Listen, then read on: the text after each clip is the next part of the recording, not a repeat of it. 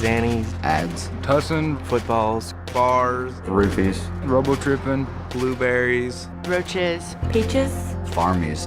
And by the time you realize that you've started doing it pretty frequently, you're going to be physically addicted, and then you're at a point where you can't stop even if you want to.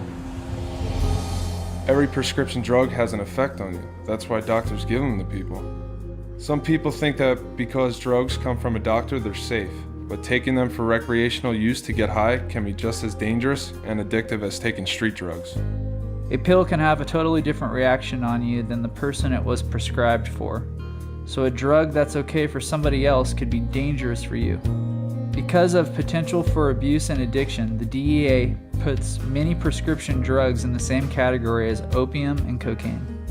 They're made obviously by pharmaceutical companies. There's basically 4 different categories: depressants, opiates, and morphine derivatives, stimulants, and antidepressants.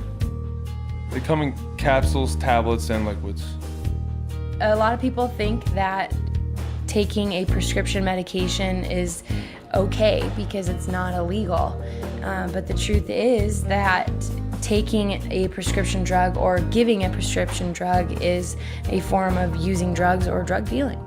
The first time I ever took Xanax was with friends. They just had some and I was curious. I was curious, and I had a friend that just told me about it, and I wanted to try it, and I tried it. It was in high school. I remember one of my friends had gotten a tooth pulled, I think it was, and got a prescription of them. He had an entire bottle, and he was just telling me what it was and if I wanted to try it, and I just went for it. I was introduced to it by a friend of mine that actually was going to see a psychiatrist to get it. I was just hearing all of these good things, or these fun things. And it's like you're drunk and you don't have to drink. It's like, oh, they must be great. I'll try one. It's like, okay, well, here, take these. You'll have a great night. You're gonna feel really good, and it's gonna be totally fine. My best friend in high school, she gave me one because her boyfriend used to take them, and she thought that they made her more comfortable around him and more secure about herself, and so she was like, hey, try one, I'd try anything that anybody had, just test out different prescriptions, and it just kept moving up. I wasn't picky about what kind I took, whether it was Klonopin or Xanax or Valium. So many of my friends were getting it prescribed from psychiatrists, and they were going to 2 or 3 different ones a month, so we had a pretty steady flow of it. I started going to doctors and, telling them a lie about trying to get Xanaxes, telling them that I couldn't concentrate at school, or I was just nervous or not comfortable around anybody. Then I would start getting prescriptions. Being that they're prescribed, it was easy to justify to myself that I was probably the kind of guy who needed this kind of thing, and it was okay. At school, I didn't really remember the day, or it made the day go by really quickly. So I got them as often as I could, and I took them as often as I could. They tend to blur reality quite a bit, and the days sort of run into one another. Days turn into weeks, that turn into months, and you don't realize it just sort of slips away from you. Because I wasn't experiencing anything that I cared about in life. I didn't have any feelings. I didn't have any emotions.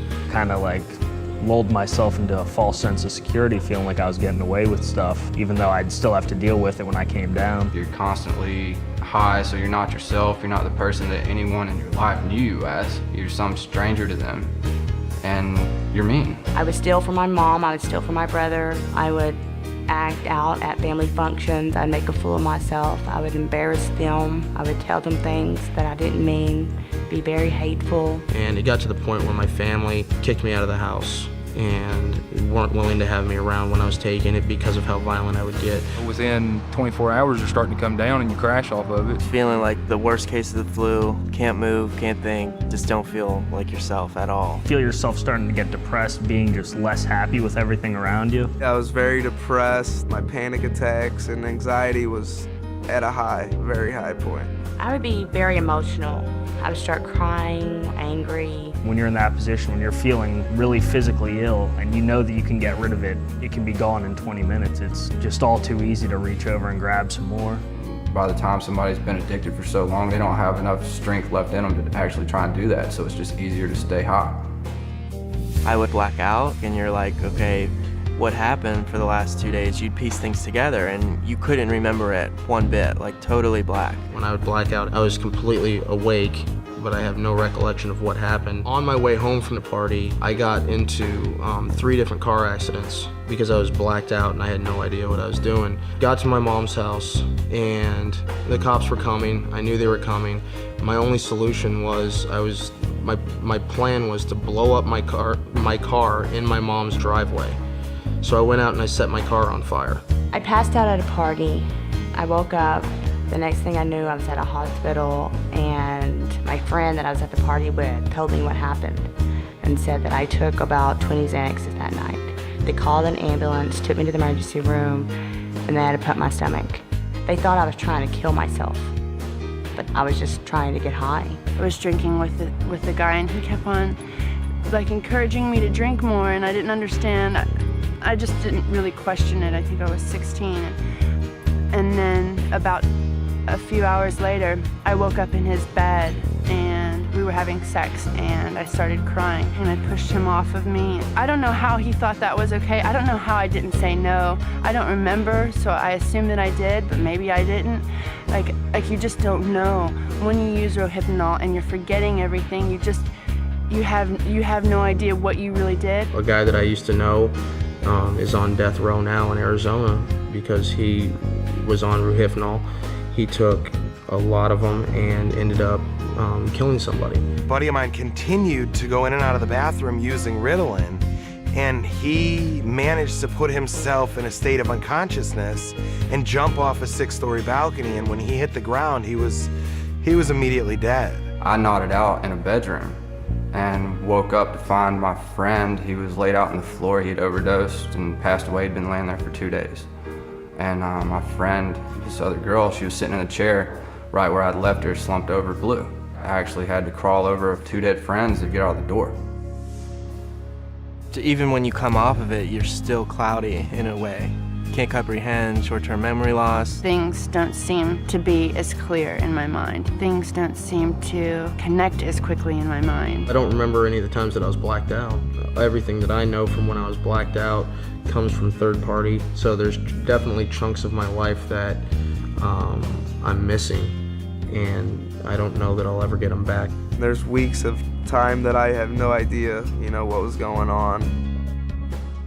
The people who want you to buy these drugs don't care. They really don't care about what happens to you. They want the money, and that's really what it comes down to. Otherwise, they just wouldn't do it. They wouldn't make it sound so good. They wouldn't make it sound so interesting. They wouldn't make it sound like this thing that it's gonna be this one-time fun thing.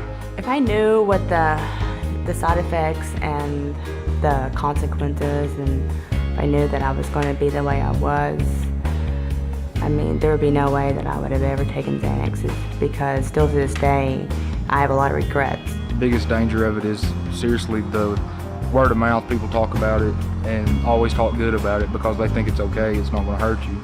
But it's just as hard on you as a cocaine would be.